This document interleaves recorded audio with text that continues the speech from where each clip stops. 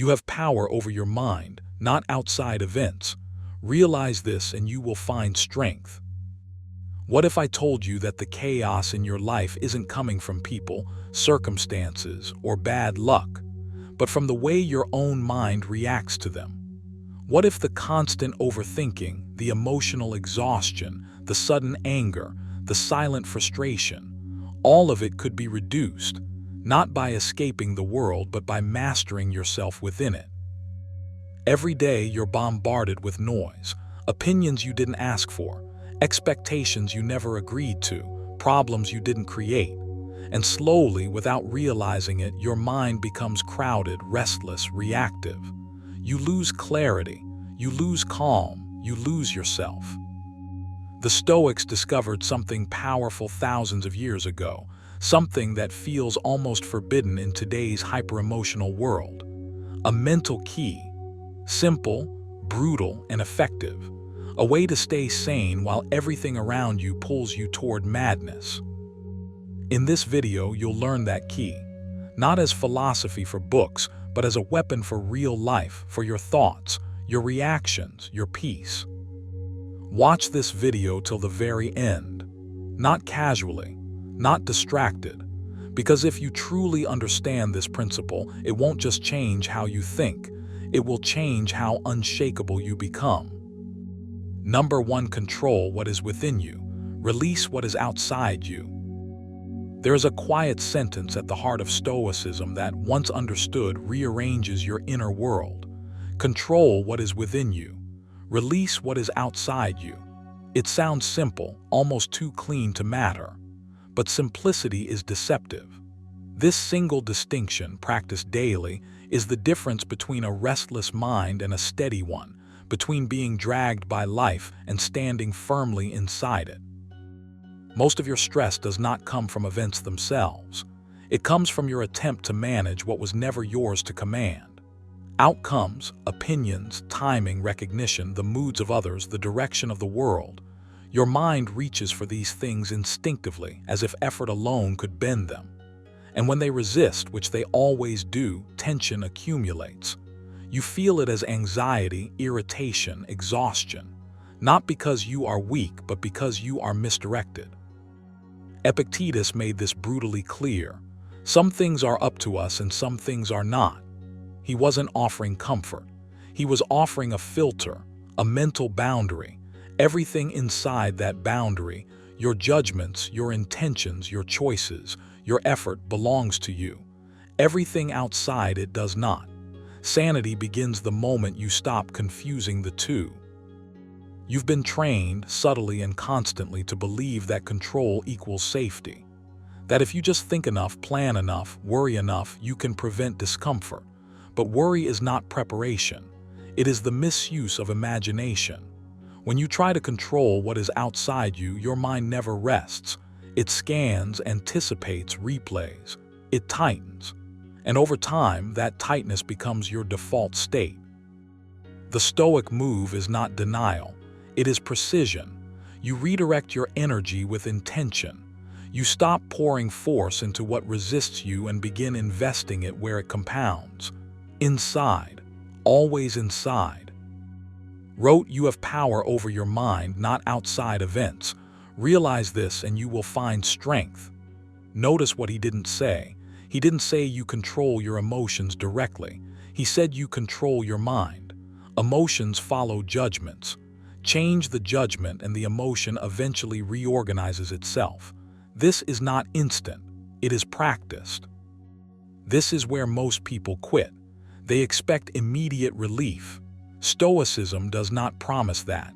It promises stability over time. The calm that comes from alignment, not avoidance.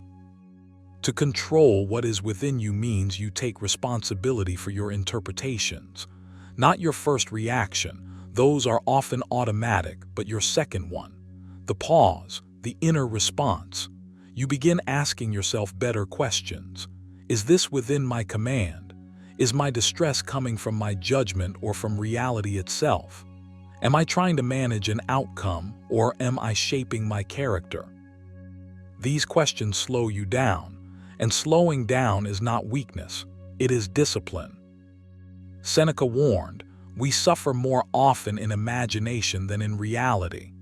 That suffering is optional once you learn where to intervene. You don't intervene in the world. You intervene in the story you're telling yourself about it. That story is yours, which means it's adjustable. Releasing what is outside you is not resignation. It is clarity. You stop negotiating with what does not listen. You stop demanding guarantees from an uncertain universe. You stop tying your inner state to conditions you cannot enforce. This release feels uncomfortable at first because it removes the illusion of control.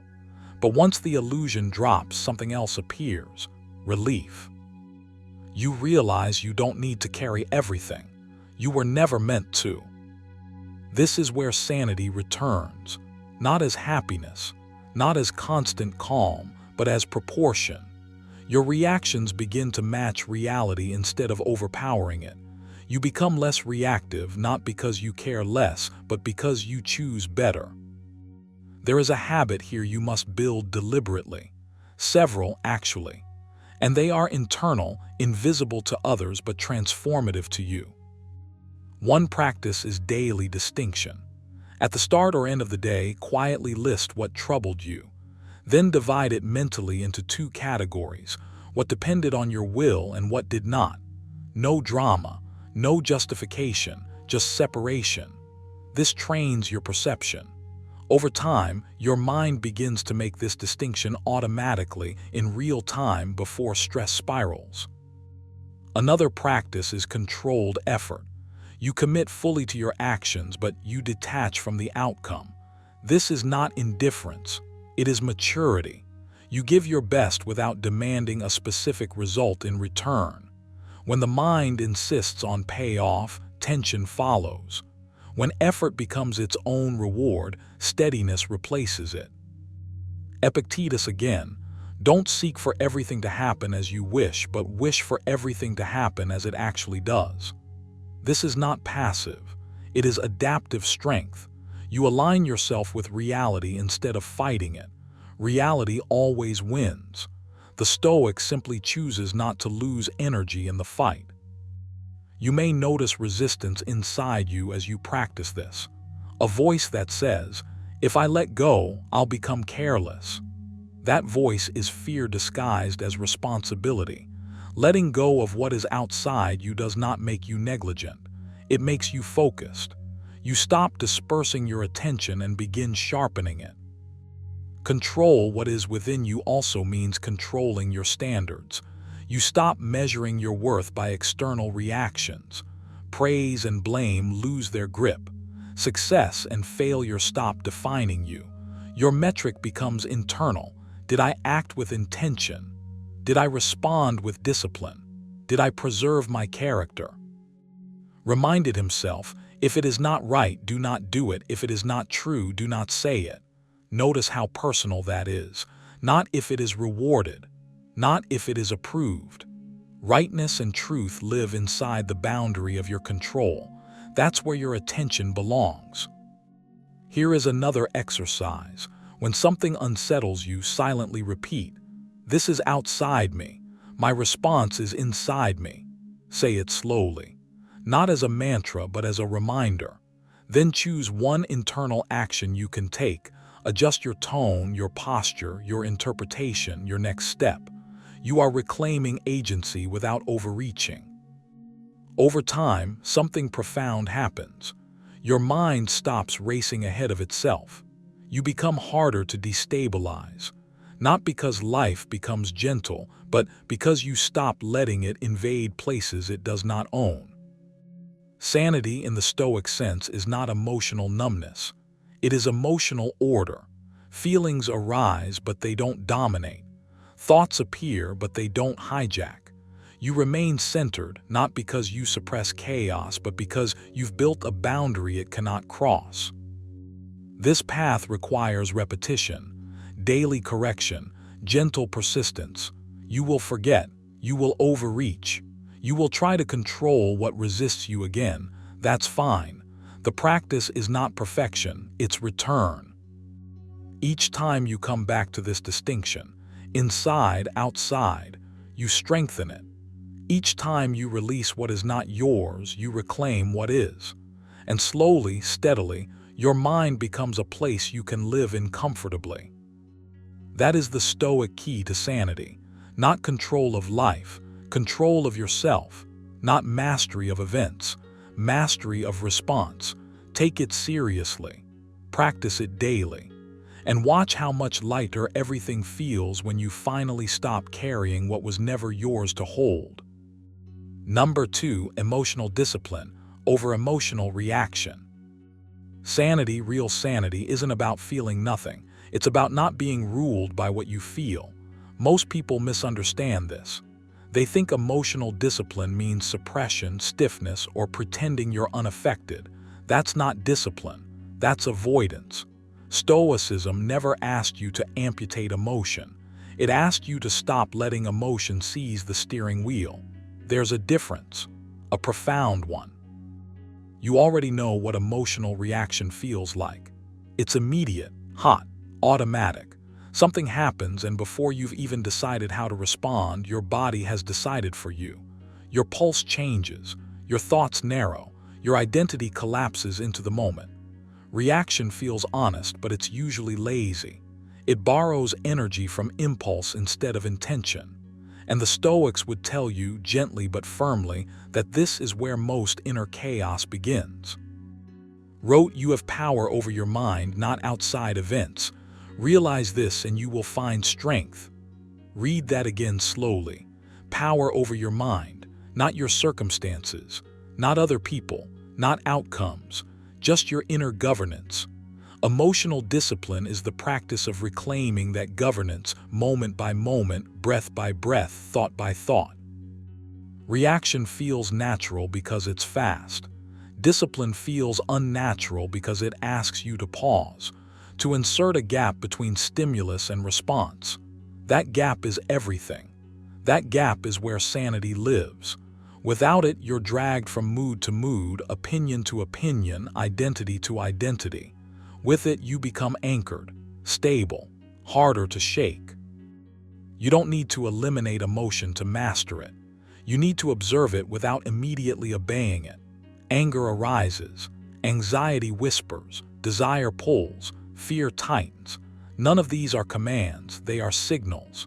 Stoicism teaches you to treat emotions like weather passing through the mind, not orders that must be executed. The storm may be loud, but you are not the storm. You are the sky it moves through.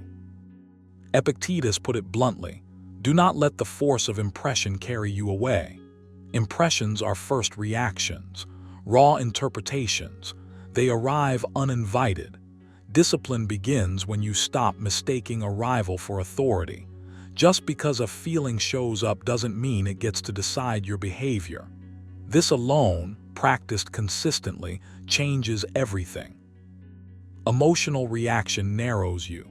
Emotional discipline expands you. Reaction compresses time into the present moment.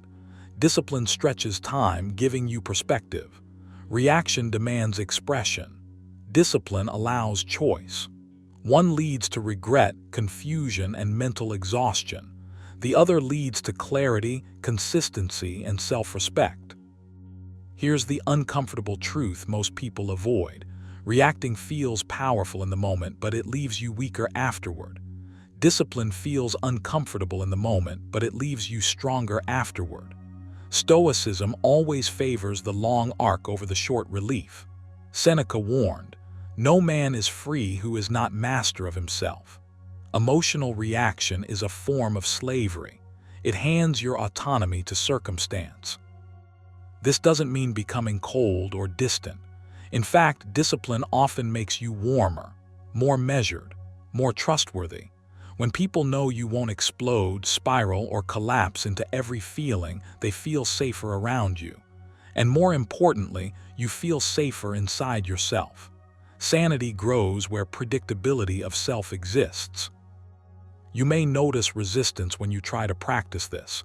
Your mind will argue, it will say, but this feeling is justified. Maybe it is. Stoicism doesn't deny justification. It questions usefulness. Being justified and being governed are not the same thing.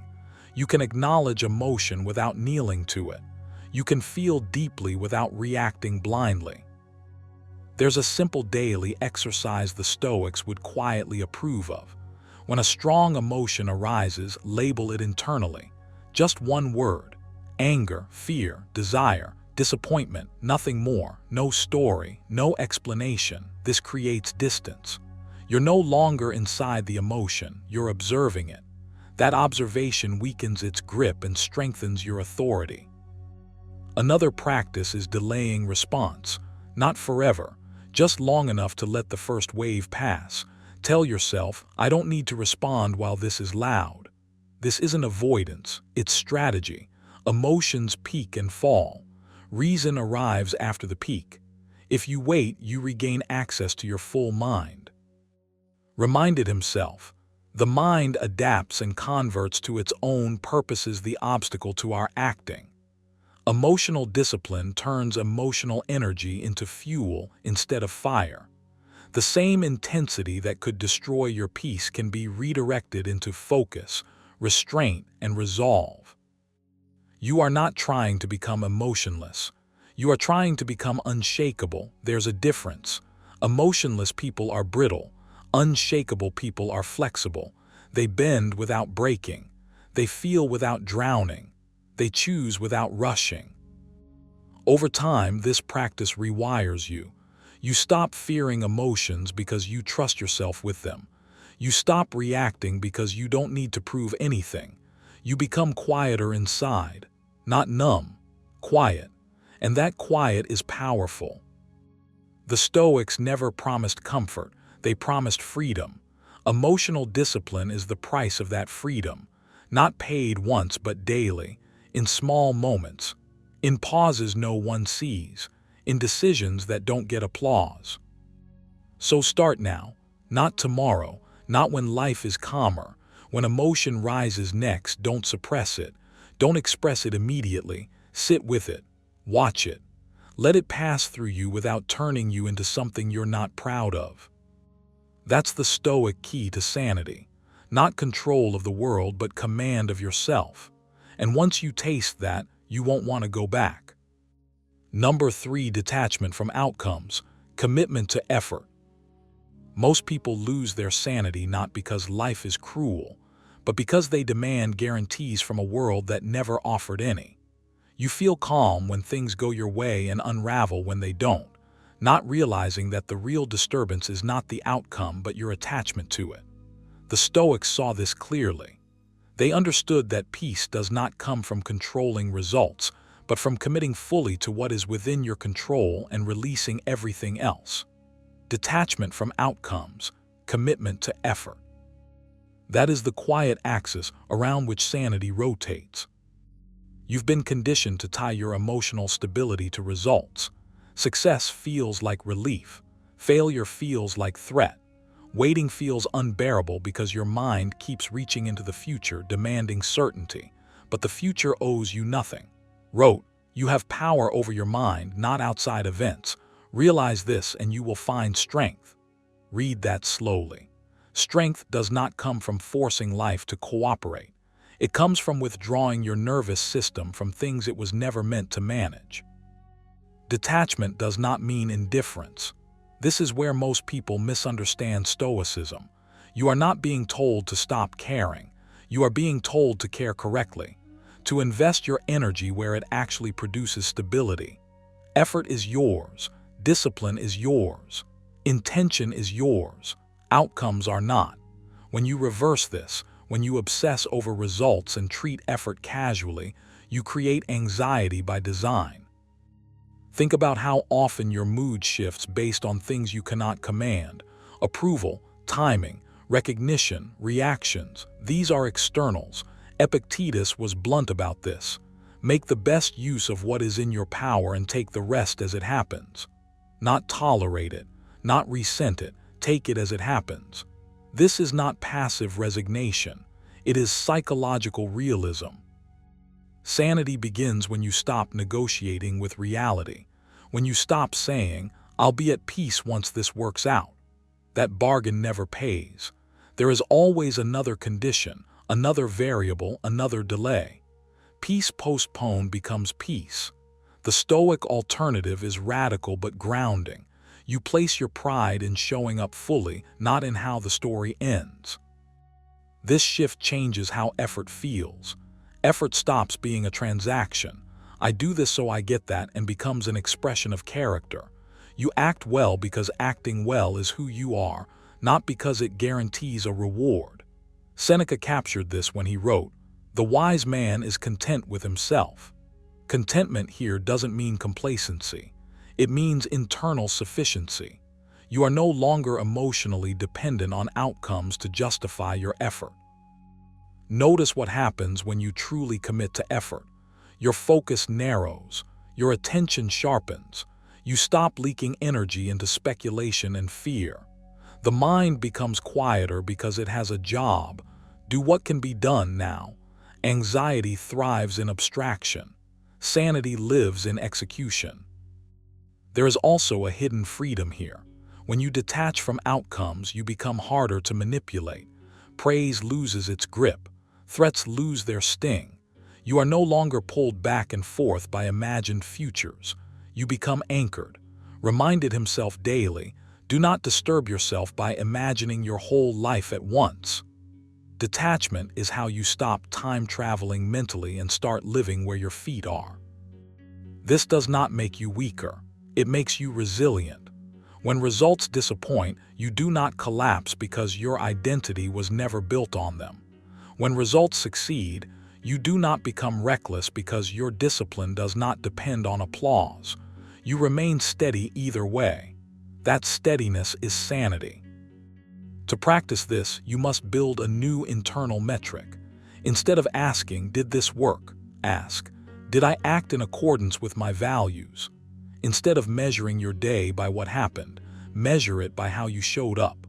This retrains your nervous system. Over time, your emotional spikes soften because they are no longer tied to variables outside your reach. Here is a simple but demanding exercise. At the start of the day, identify one effort you will commit to fully, regardless of outcome, not 5. 1. Tell yourself, "My responsibility ends with the quality of my action."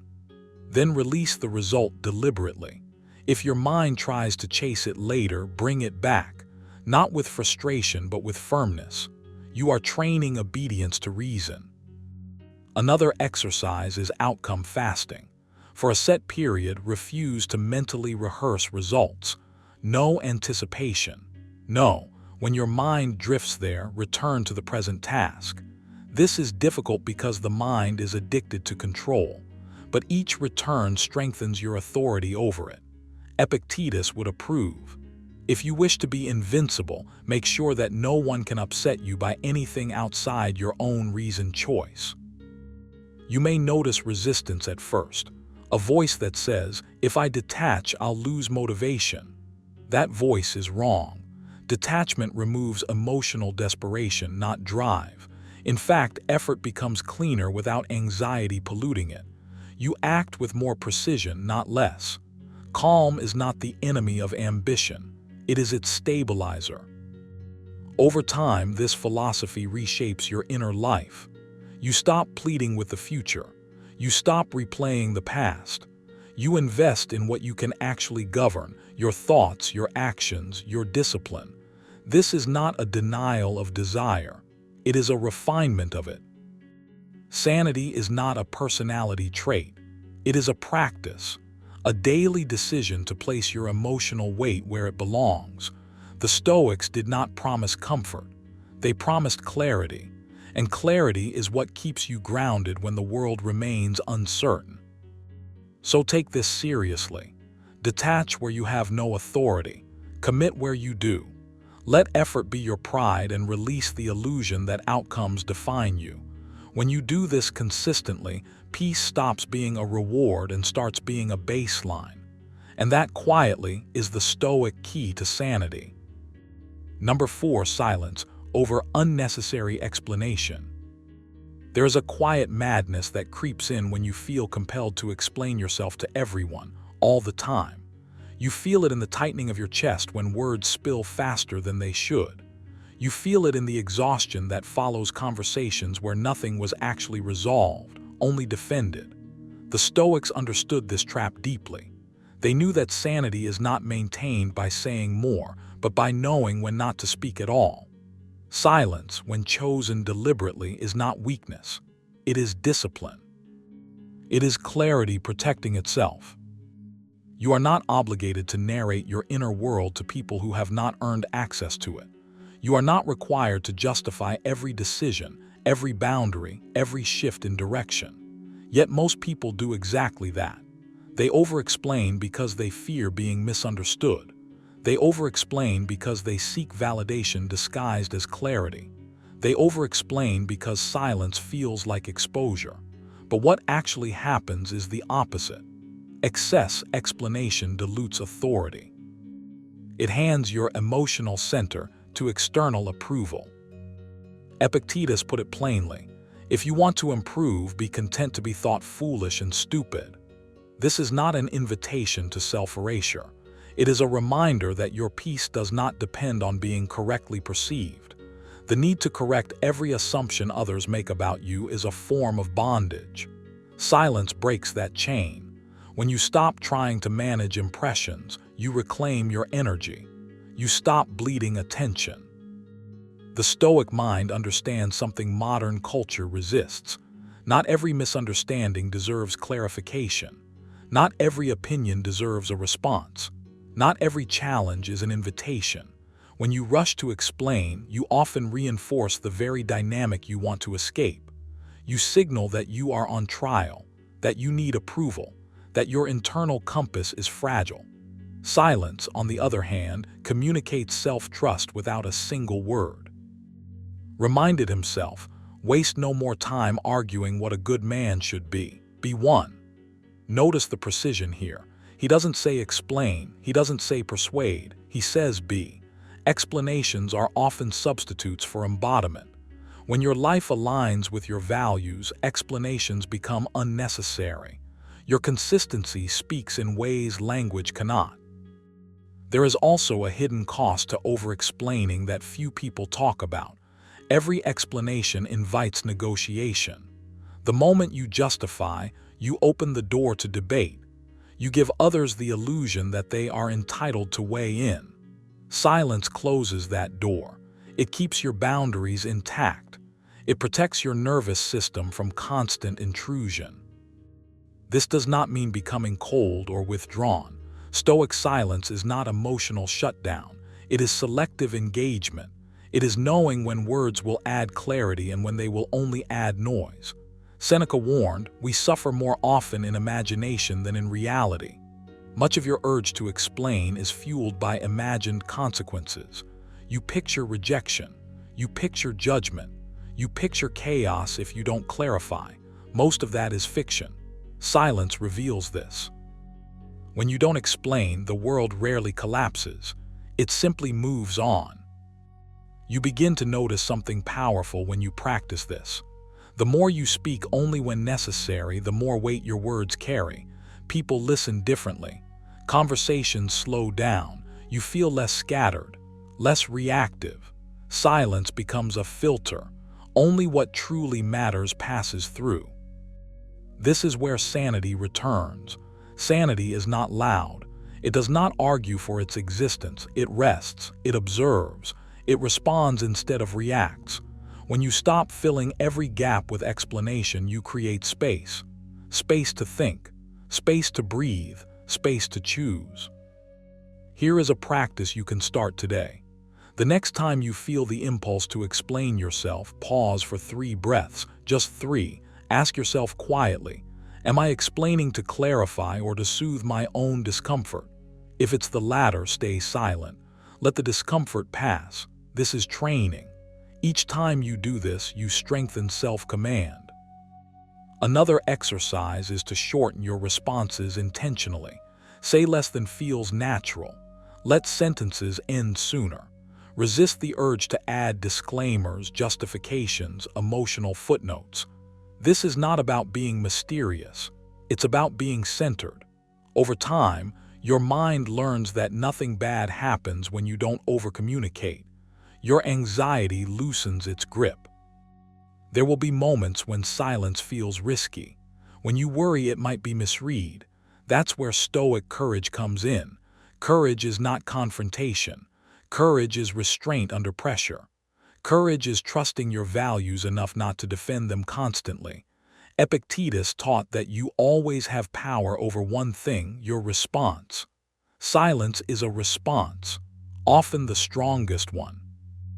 As you adopt this habit, you'll notice how much mental noise disappears. Fewer replayed conversations, fewer imagined rebuttals, fewer internal arguments. Your mind becomes quieter because you are no longer outsourcing your peace.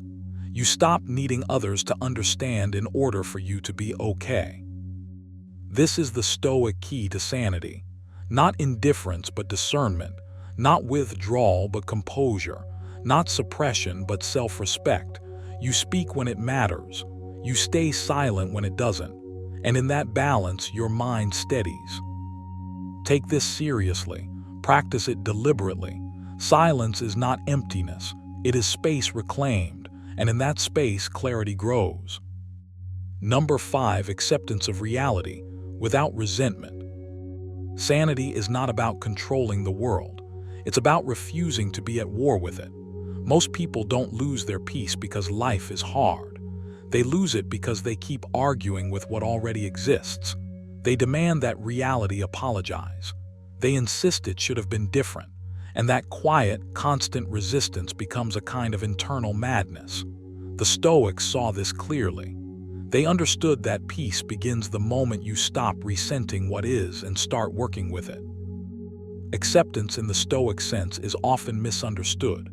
You're told it means weakness, surrender, passivity. It doesn't. It means clarity. It means seeing the world as it is, not as you wish it had been 5 minutes ago. Reminded himself daily, you have power over your mind, not outside events. Realize this and you will find strength. Notice what he doesn't say. He doesn't promise comfort. He promises strength. Strength comes from alignment, not denial. Resentment is the real poison. Not pain, not loss, not inconvenience. Resentment, it's the internal protest against reality. It's the voice that says, this shouldn't be happening to me, as if the universe owes you an explanation. That voice keeps you trapped. It drains energy. It fractures attention. You're no longer dealing with the present moment. You're fighting a phantom version of how things should be. Acceptance without resentment is the decision to stop that fight. You don't have to like reality. You don't have to praise it. You simply stop insulting it in your own mind. Epictetus put it plainly. Do not seek for events to happen as you wish, but wish for events to happen as they do happen, and your life will go smoothly. Smoothly doesn't mean easily. It means without internal friction. You felt this friction before. The exhaustion that comes not from effort but from resistance. The mind replaying, rewriting, revisiting. The body tense, even when nothing is actively wrong in the moment. That's resentment living rent-free in your nervous system. Stoicism doesn't tell you to suppress emotion. It teaches you to stop feeding the ones that consume you. Here's the shift you must make if you want sanity. You stop asking, why is this happening to me? And you start asking, what is required of me now? That question moves you out of complaint and into agency. The moment you accept reality as the starting point, your energy returns. Not because the situation improved, but because your mind stopped leaking power. Seneca wrote, "A man who suffers before it is necessary suffers more than is necessary." Resentment is pre-suffering. It's mental interest charged on events that already occurred. Acceptance cuts the interest rate to 0. You deal with the facts once, not 100 times. This doesn't mean you stop improving your life. In fact, acceptance is what makes improvement possible.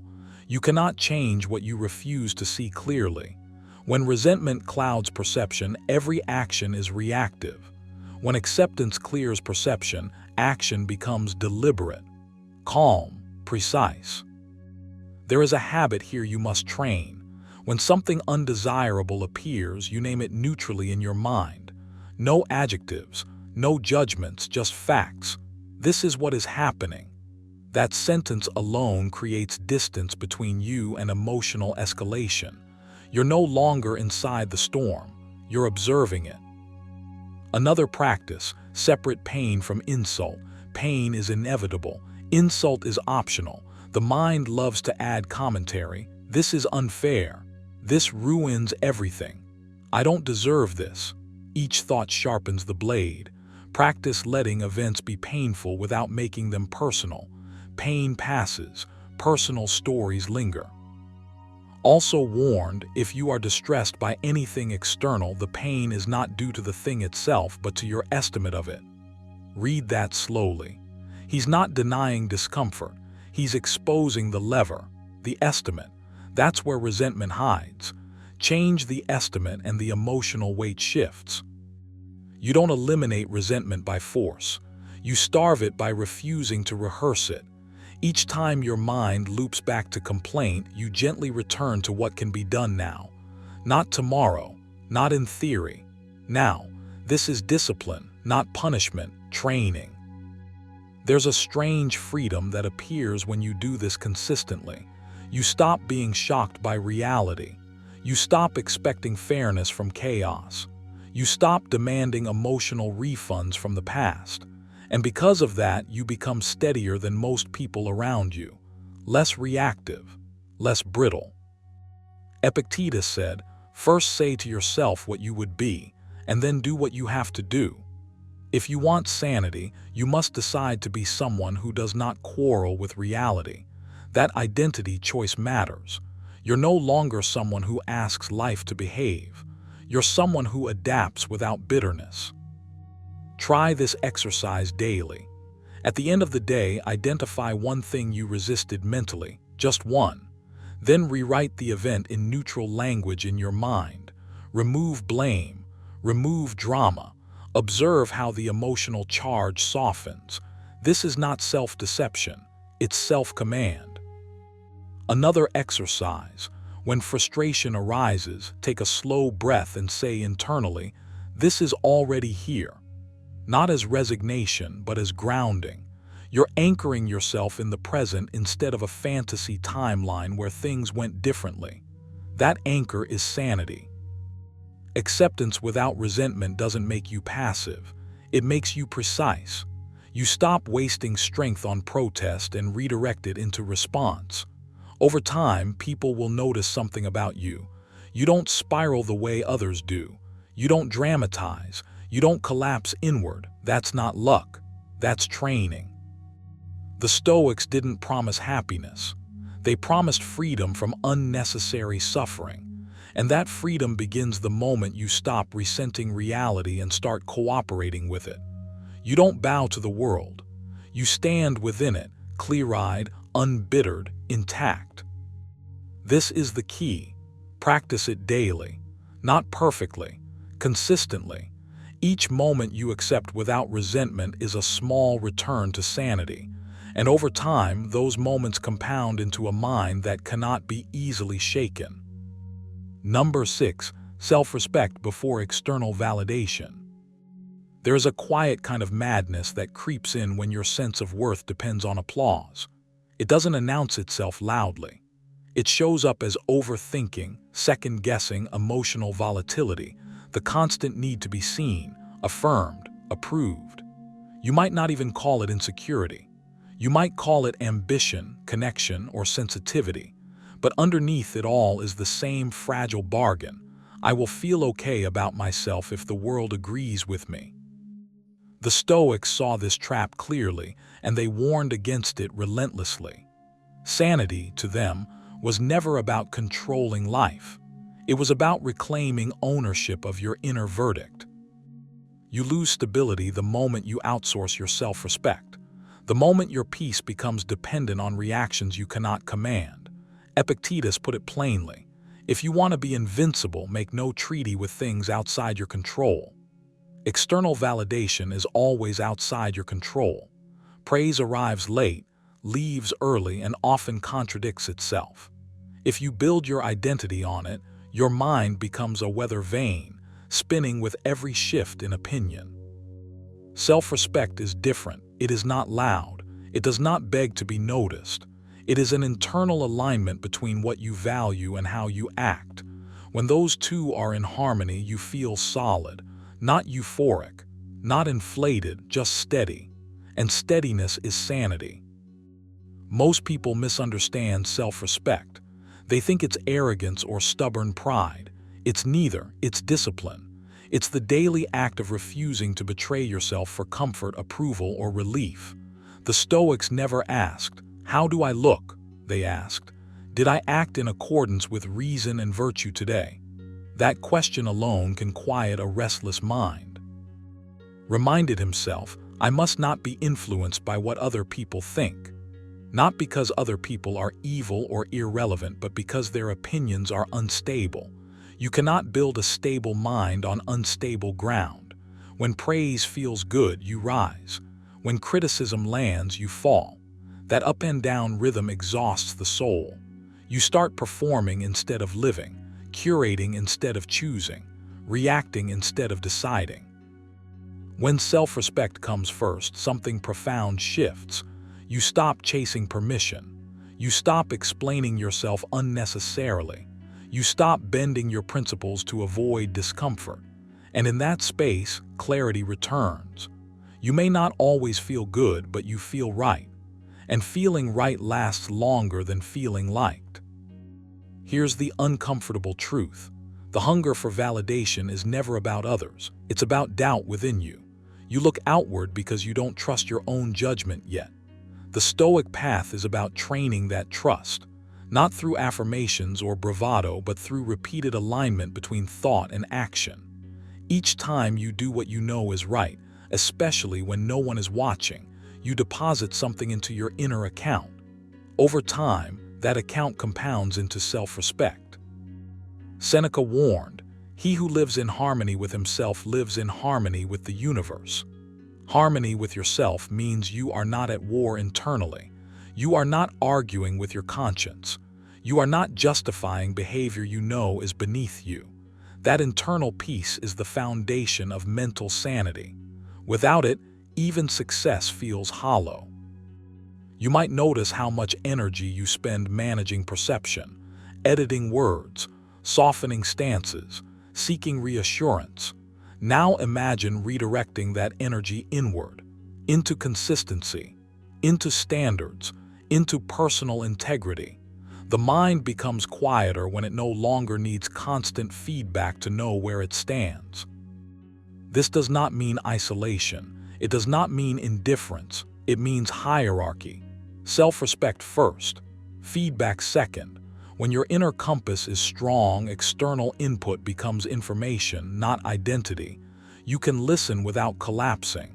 You can disagree without anger. You can accept praise without addiction. Here's a practical exercise to begin shifting this.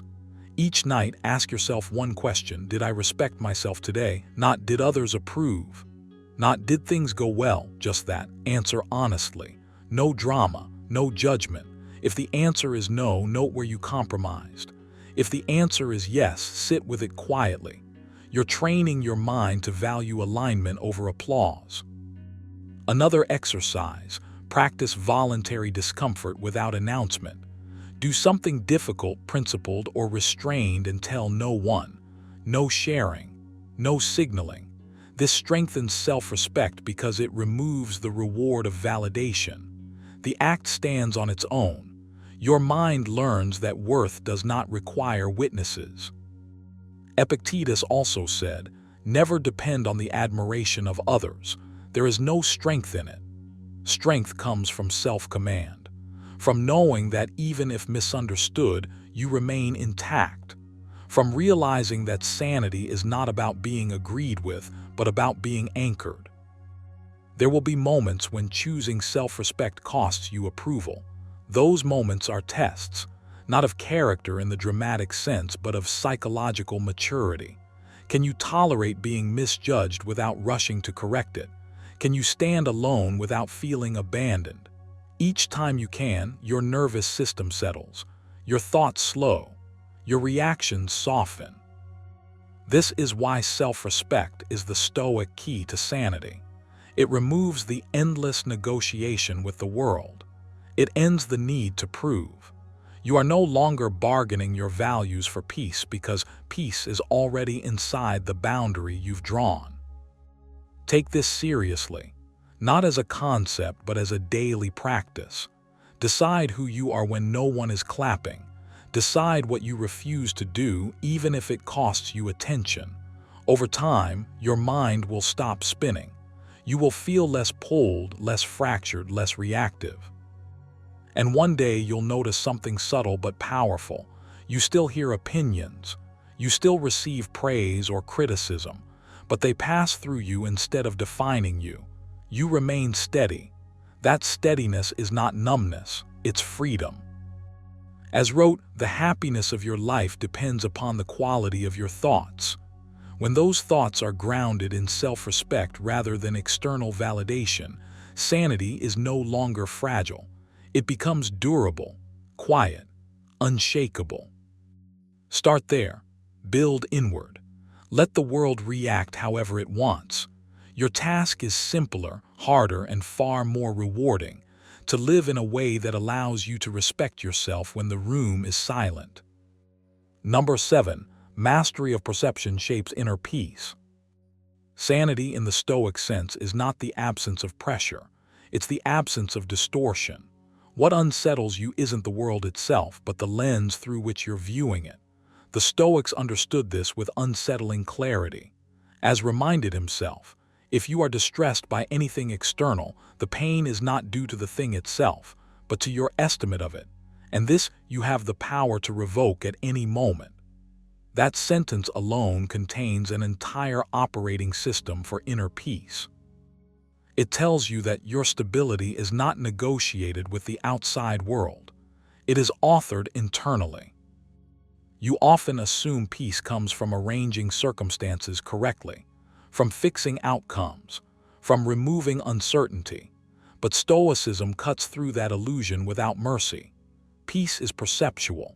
It emerges when you learn to see events without immediately decorating them with fear, judgment, or narrative.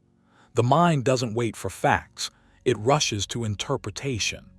And interpretation, when left undisciplined, becomes the silent architect of anxiety. You don't suffer because something happens. You suffer because of the meaning you assign to it. That meaning feels automatic, but it is. It's habitual, and habits can be retrained. The Stoics didn't ask you to suppress emotion or deny reality. They asked you to interrupt the reflex. Epictetus put it bluntly: men are disturbed not by things but by the views which they take of them. Notice the precision there. Not emotions, views, interpretations, frames. The story you tell yourself in the split second after perception arrives. That is where sanity is either protected or surrendered. Most people never examine that moment. They live downstream of it. A thought appears, emotion follows, behavior erupts, and then they wonder why they feel exhausted. Stoicism invites you upstream, to the source, to the moment where perception is still malleable. This is where mastery begins.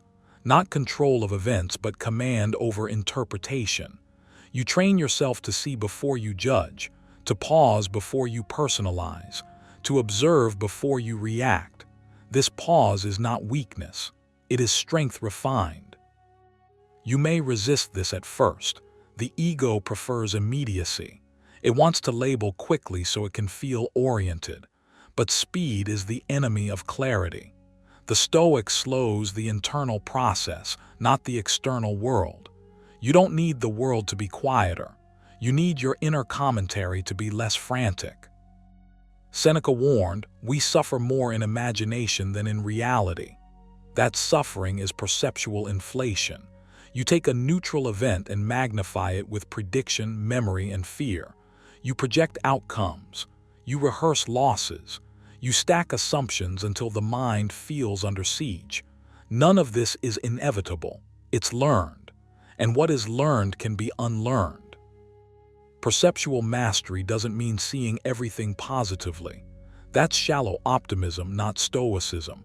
It means seeing accurately, cleanly, without unnecessary additives. You stop adding "this shouldn't be happening," "this means something about me," or "this will ruin everything." Those are interpretations, not facts. And facts, when left alone, are surprisingly manageable. This is where inner peace quietly takes shape, not as a dramatic breakthrough, but as a steady reduction in internal noise. You begin to feel less pulled, less provoked, less hijacked by every stimulus. You don't become indifferent, you become selective. There's a profound freedom in realizing that you don't have to attend every thought that knocks. You don't have to believe the first story your mind tells you. You can say, internally, "This is an impression, not a verdict." That single distinction can change the entire emotional trajectory of your day. Here's a practical exercise to build this skill. Several times a day, silently label your perceptions, not the event, your interpretation of it. Use a simple phrase in your mind: "This is my judgment." Not "this is bad," not "this is unfair," but "this is my judgment." You're creating distance without denial. You're reminding yourself that perception is active, not passive. Another exercise: practice the Stoic pause. When a strong emotion arises, do nothing for a few breaths. No mental arguing, no suppression, just stillness. Let the initial surge pass. What remains is usually smaller, clearer, and far more workable. You're training your nervous system to understand that urgency is often a false signal. You can also rehearse this mentally at the start of the day. Did this repeatedly. He prepared himself not by predicting success, but by anticipating disturbance without drama. You remind yourself that impressions will arise and you will meet them with composure. This is not pessimism, it's readiness. As you practice, you'll notice something subtle. Events don't change much. You do. Your internal responses soften. Your reactions become less explosive. You start feeling grounded even when circumstances are unstable. That's not detachment from life. It's engagement without entanglement. Sanity, then, is not a personality trait. It's a discipline. It's the ongoing practice of refusing to let your peace be negotiated by unexamined perceptions. You stop outsourcing your emotional state to randomness. You reclaim authorship. The Stoics never promised comfort. They promised clarity. And clarity, when sustained, becomes calm. Not the fragile calm that shatters under pressure, but the deep calm that comes from knowing you can meet whatever arises without losing yourself in it. This is the work. It's quiet, it's internal, and it changes everything. When you master perception, inner peace stops being a goal you chase and becomes a condition you inhabit. Number 8. Calm presence in chaos. Sanity is not something you find when life becomes quiet. It's something you carry when life refuses to be. Most people believe calm is the result of order, when things line up, when problems disappear, when noise fades. The Stoics knew better. Calm is not a reaction. It is a position. It is something you stand in while everything else moves. And the ability to remain calmly present in chaos is not a personality trait. It is a practice discipline. You feel chaos not because the world is unstable, but because your attention is. Events rush forward, thoughts multiply, emotions demand verdicts. The mind wants resolution immediately. It wants certainty now. But Stoicism teaches you to slow the inner tempo even when the outer tempo accelerates. As wrote, you have power over your mind, not outside events. Realize this and you will find strength. Calm presence begins the moment you stop trying to control the storm and start governing your response. Most people panic internally long before anything truly collapses. The body tightens, the breath shortens, the mind leaps ahead, rehearsing consequences that have not arrived. Chaos, in that sense, is often imagined before it is experienced. Calm presence interrupts that chain. It keeps you rooted in what is actually happening, not what might happen. You stop feeding momentum to fear. You stop lending energy to noise. This is not suppression, it is clarity. Calm presence does not mean you feel nothing. It means you feel without being dragged. The Stoics never asked you to become numb. They asked you to become steady. Epictetus put it plainly: first say to yourself what you would be, and then do what you have to do. When chaos enters, you decide who you are before you decide what to do. That identity, composed, grounded, unhurried, becomes your anchor. Notice how chaos demands urgency. It pressures you to react quickly, speak loudly, decide immediately. Calm presence refuses that demand.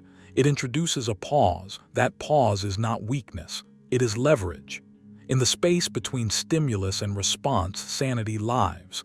When you rush, you surrender that space. When you pause, you reclaim it. You train this by shifting your focus from outcomes to posture. Not posture of the body alone, but posture of the mind. Ask yourself, not aloud but internally, what does stability look like right now? Not success, not victory, stability. That question reorients you. It turns chaos into a test of composure rather than a threat to survival. Seneca warned about the danger of mental agitation long before modern distractions existed. Seneca wrote, "No man is free who is not master of himself." Chaos enslaves the untrained mind because it dictates emotional movement. Calm presence is self-mastery in motion. It is choosing not to be yanked by every surge of intensity. One of the most powerful habits you can build is breath discipline, not as relaxation theater but as control training. When chaos rises, lengthen the exhale. Do it deliberately. Longer out-breaths signal safety to the nervous system. You're not calming the situation. You're calming the signal your body sends to your mind. Practice this when nothing is wrong so it's available when everything feels urgent. Another practice is attention narrowing. Chaos feels overwhelming because attention scatters. Bring it back to one physical sensation: your feet on the ground, the weight of your body, the temperature of the air. This anchors you in the present moment, where most chaos loses its teeth. The present is almost always survivable. It's the imagined future that overwhelms. You also train calm presence by abandoning the need to narrate everything internally. The running commentary, judgments, predictions, self-criticism adds volume to chaos. Practice silence inside. Let thoughts pass without commentary. You don't need to answer every mental question. You don't need to resolve every uncertainty. Sanity grows in the gaps you allow. There is a quiet confidence that emerges when you live this way. People feel it before they understand it. Calm presence communicates safety, authority, and trust without a single word. It says, "Nothing here can knock me off center." And that message, once embodied, reshapes how chaos interacts with you. You become less reactive, less combustible, more deliberate. This does not mean life becomes easy. It means life becomes manageable. You stop stacking problems on top of problems. You handle one moment at a time fully without dragging the emotional weight of the next 10 moments into the present. That is Stoic sanity, precision of attention, economy of emotion. Here is a practical mental exercise. When chaos appears, silently label only what is factual. Strip away interpretation. Not what it means, not what it could lead to, only what is. This clears emotional static. It prevents escalation. You are training the mind to see clearly under pressure. Another exercise: rehearse calm in advance. In quiet moments, visualize yourself remaining composed while intensity swirls around you. Not fighting it, not fleeing it, standing steady. This mental rehearsal strengthens neural pathways. When real pressure arrives, your mind recognizes the posture. The deeper truth is this: chaos is not an enemy. It is a proving ground. It reveals whether you are governed internally or externally, whether your peace is conditional or principled. Calm presence is not passive endurance. It is active command of your inner state. Reminded himself daily, do not let the future disturb you. You will meet it if you have to, with the same weapons of reason which today arm you against the present. You already have what you need. The task is to use it deliberately. Start today, not tomorrow. Practice slowing your inner pace. Practice choosing steadiness over speed. Practice holding your ground emotionally when everything urges you to move. This is not about becoming unshakable in theory. It's about becoming unmovable in practice. Calm presence in chaos is not serenity achieved after struggle. It is sanity expressed during it. And once you learn to stand there, clear-eyed, grounded, composed, you realize something quietly liberating. The world does not need to become calmer for you to remain sane. You do. Number 9. Boundaries as protection, not punishment. Most people misunderstand boundaries because they confuse them with ultimatums. They think boundaries are walls built out of anger, tools of withdrawal, or silent punishments meant to teach others a lesson. But that misunderstanding is exactly why so many people feel drained, resentful, and quietly unstable. Stoicism offers a calmer truth. Boundaries are not about controlling others. They are about protecting your inner order. They are not a reaction. They are a discipline. You don't create boundaries because someone deserves them. You create boundaries because your mind deserves peace, because your attention is finite, because your energy leaks when you leave every door open. A boundary is not a statement of hostility. It is a declaration of self-respect. And once you grasp this distinction, sanity stops feeling fragile and starts feeling cultivated. Reminded himself, you have power over your mind, not outside events. Realize this and you will find strength. Boundaries are one of the most practical expressions of that power. They are how you decide what enters your mental space and what does not. Without boundaries, your mind becomes a public square. With them, it becomes a sanctuary. Notice how often you override your own limits just to avoid discomfort. You tolerate conversations that drain you. You accept obligations that quietly corrode your focus. You explain yourself too much. You compromise when your intuition is clearly signaling no. Each time you do this, you teach yourself that your inner state is negotiable. And once your mind learns that lesson, anxiety follows naturally. Boundaries reverse that lesson. They tell your nervous system, I am paying attention. They restore trust between you and yourself, and that trust is the foundation of emotional stability. Without it, no amount of reasoning will calm you. With it, even chaos becomes manageable. Epictetus was blunt about this. If you want to be invincible, make sure that no one can hurt you by their opinion. A boundary is not about silencing others. It's about refusing to internalize what is not yours to carry. Other people's expectations, moods, projections, and disappointments are not moral obligations. They are external impressions. Stoicism teaches you to meet impressions with judgment, not reflex. This is where many people struggle. You may feel guilty for drawing lines. You may fear being seen as cold, selfish, or distant. But guilt often appears when you stop abandoning yourself. It doesn't mean you're doing something wrong. It means you're doing something unfamiliar. A boundary says, this is where I end. Not aggressively, not defensively, calmly. And calm is important. Seneca wrote, the greatest remedy for anger is delay. Boundaries function best when they are set without emotional heat. When they are not fueled by resentment, they don't feel like punishment. They feel like clarity. Punishment seeks to cause pain. Protection seeks to prevent harm. That difference matters. When your boundary is protective, it doesn't require justification. You don't argue it into existence. You live it. You act consistently. Over time, people adjust, not because you demanded it, but because you became predictable. Predictability is underrated. It creates psychological safety, not just for others, but for you. When you know where you stand, your mind relaxes. You stop scanning for threats. You stop rehearsing explanations. You stop negotiating with yourself. Here's a habit worth building. Before you respond to a request, a message, or a demand, pause and ask, does this cost me more than it gives? Not in terms of favors or fairness, but in terms of inner stability. If the cost is your peace, the answer is already clear. You don't need anger to justify a no. You need honesty.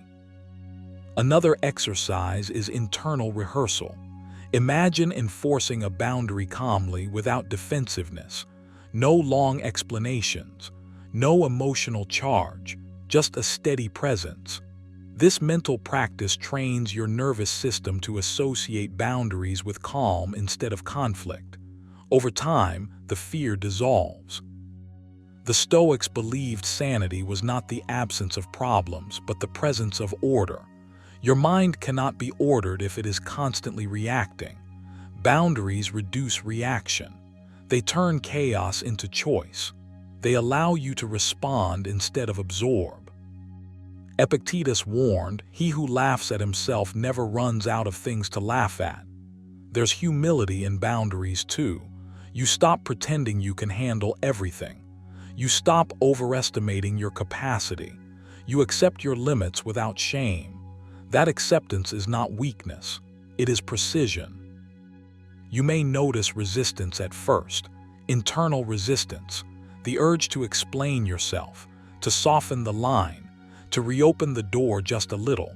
That urge is old conditioning. Let it pass. You don't need to convince anyone that your boundary is reasonable.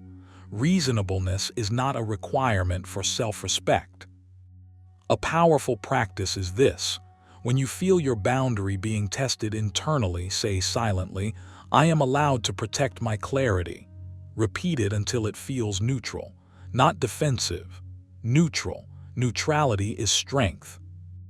Boundaries also sharpen your focus. When fewer things enter your mental space, what remains gains depth. You become more deliberate, less scattered, more intentional. That's not just emotional hygiene. That's philosophical discipline. Wrote, "The soul becomes dyed with the color of its thoughts." Boundaries choose the dye. They determine what repeatedly enters your mind. Without them, your thoughts are colored by noise. With them, they are shaped by values. This is where sanity stabilizes. Not because life becomes easy, but because your inner world becomes governed. You stop living as if everything is urgent. You stop confusing availability with virtue. You stop equating endurance with nobility. Take this seriously. Build boundaries not as reactions, but as rituals. Decide in advance what you will and won't tolerate mentally. Decide how much access others have to your time, attention, and emotional bandwidth. Decide once, so you don't have to decide every time. The Stoic key to sanity is not withdrawal from the world. It is engagement on your own terms. Boundaries are the architecture of those terms. They protect your inner order so you can show up without losing yourself. And when you live this way, something quiet but profound happens. You become calmer without becoming distant, stronger without becoming rigid, present without being depleted. That is not punishment. That is protection. And that protection is what allows sanity to last. Number 10, daily self-reflection as mental hygiene. Sanity is not something you stumble into by accident. It's something you maintain, something you clean, tend to, and restore daily. The Stoics understood this long before modern language tried to medicalize the mind. They treated the inner world the way a disciplined person treats the body. If you don't wash it, it decays. If you don't examine it, it rots quietly.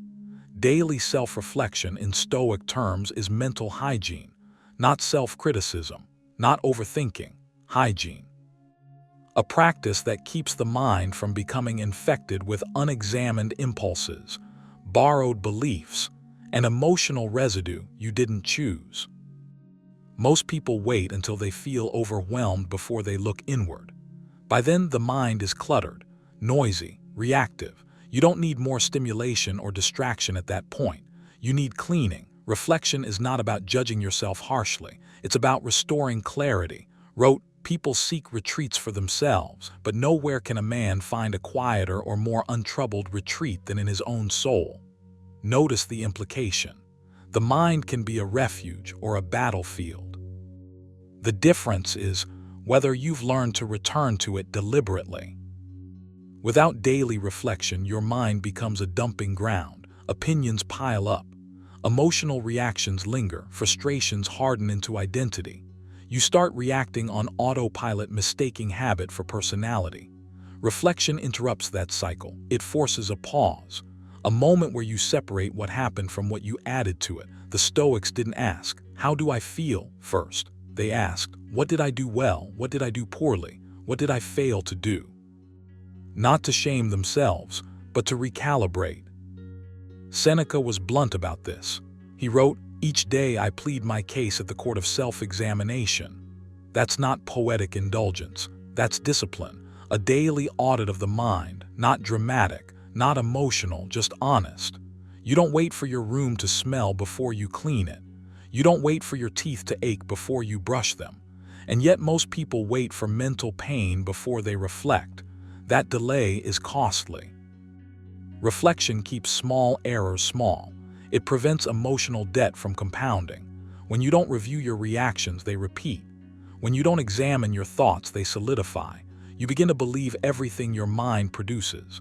The Stoics warned against this. Epictetus reminded his students, "If you are distressed by anything external, the pain is not due to the thing itself, but to your estimate of it." Reflection exposes those estimates. It pulls them into the light where they lose their power. You might resist this practice because it feels uncomfortable. That's a sign you need it. Hygiene is rarely glamorous. It's repetitive, quiet, uncelebrated, but it works. Reflection is not about finding answers. It's about removing distortion.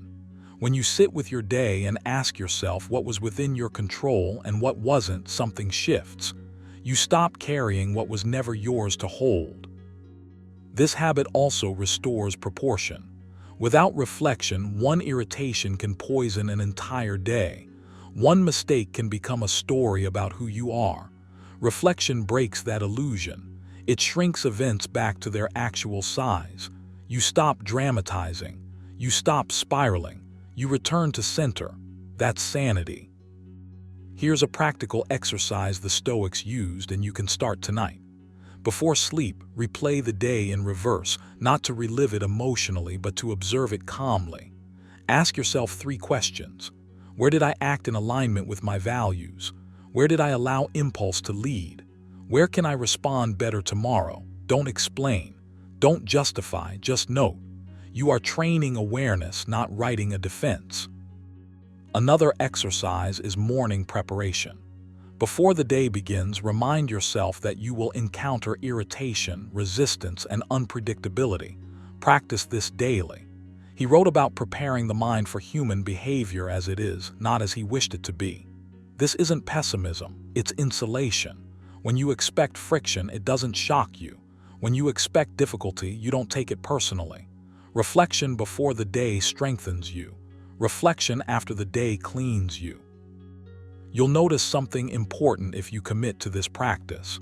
Your reactions slow down.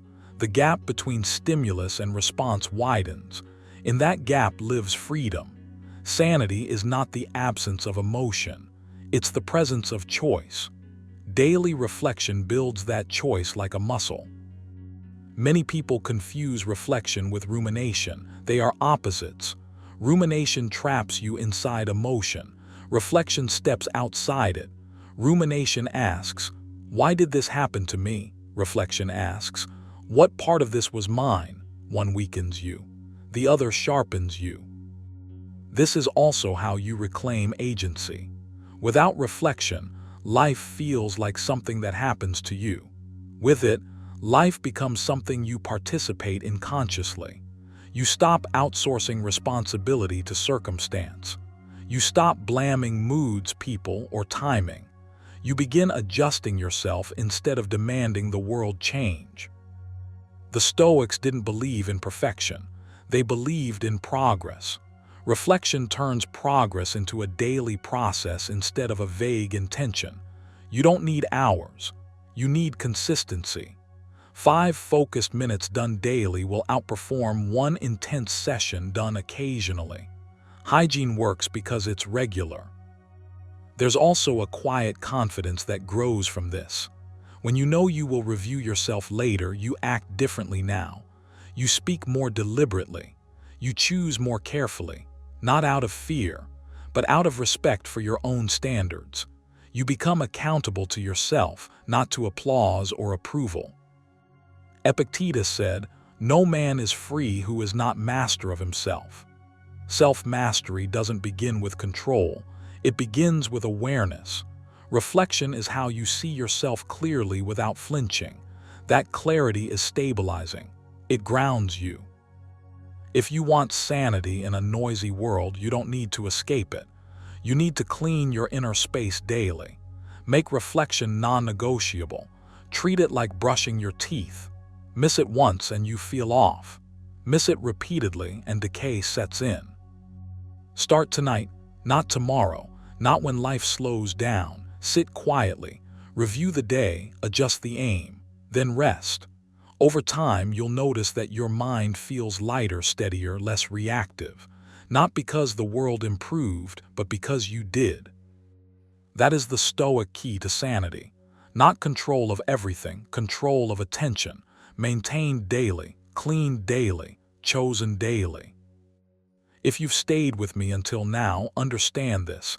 Sanity is not something the world gives you. It's something you claim. The Stoics never promised an easy life. They promised a steady mind in the middle of chaos. And that is the real advantage you now hold. The noise will not stop. People will still provoke you. Life will still test you. But from this moment forward, you know the difference between what is within your control and what is not. You know that peace is built through discipline, not escape. Through clarity, not denial. Through self-command, not emotional indulgence. Every time you pause instead of reacting, you reclaim a piece of your sanity.